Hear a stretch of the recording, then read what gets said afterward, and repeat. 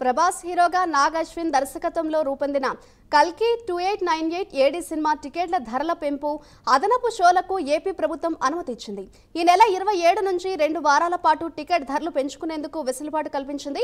Ticket ధరల పెంపు అదనపు షోలకు అనుమతి కోరుతూ నిర్మాత అశ్విని దత్ చేసిన వినతిని రాష్ట్ర ప్రభుత్వం ఆమోదించింది.